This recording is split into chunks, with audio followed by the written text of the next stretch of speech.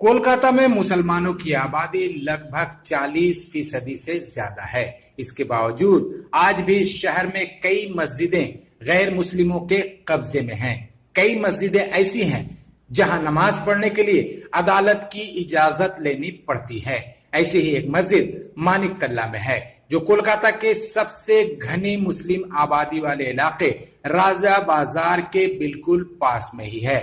इसे मानिक तल्ला मस्जिद कहते हैं, जो वक्फ बोर्ड में हाजी मनीरुद्दीन मस्जिद और कब्रिस्तान के नाम से दर्ज है। इस वक्फ प्रॉपर्टी और इस मस्जिद के बारे में जरा बताइए हमको।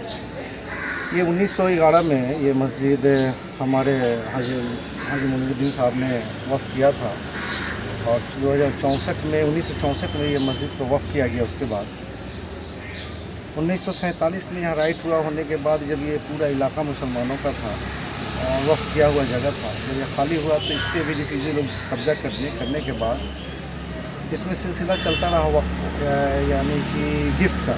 तो ये 5 हाथ से गिफ्ट हो करके आज सुशील कुमार पोद्दार की वाइफ के नाम से, रश्मि पोद्दार के नाम से ये मस्जिद को उसने ख़रीद लिया 70 लाख में। और ख़रीदने के बाद हम लोगों को इसमें प्लान मुकेशा निकाल दिया, बनाने लगा। तो हम लोग को पता चला कि इस मस्जिद को हम लोग आके अपने हाथों में 30 साल की इसमें नमाज हम लोग आने के बाद हम लोग इसमें नमाज खुद हम लोग शुरू किए। पहले नमाज होती थी, उसका हम लोग आके नमाज शुरू किए। उस वक्त से नमाज है चालू है, 5 वक्त नमाज। लेकिन मानिक तल्ला के जिस इलाके में ये मस्जिद है वहां फिलहाल एक भी मुसलमान नहीं है, लेकिन 1947 से पहले यहाँ मुसलमानों की एक बड़ी बस्ती थी जिसे दंगाइयों ने खत्म कर दिया।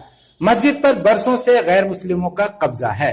फिलहाल एक गैर मुस्लिम मारवाड़ी मुसलमानों की इस मस्जिद पर अपनी मिल्कियत का दावा करता है, पर कुछ ईमानदार मुसलमान चट्टान की तरह खड़े हो गए हैं, जो इस मस्जिद को गैर मुस्लिमों के चंगुल से निकालने की लड़ाई लड़ रहे हैं। मुस्लिम नेता तो हर वक्त अपने हलवे मांडे की फिक्र में ही मुब्तला रहते हैं।